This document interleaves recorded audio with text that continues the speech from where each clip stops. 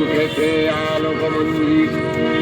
ধরণীর বহিরাকাশে অন্তরিত মেঘমালা, প্রকৃতির অন্তরাকাশে জাগরিত জ্যোতির্ময়ী জগন্মাতার আগমন বার্তা।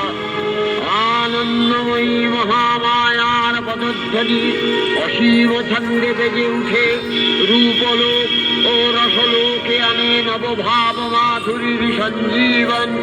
তাই আনন্দিতা শ্যামণী মাতৃকার চিন্ময়ীকে মৃন্ময়ীতে আবাহন।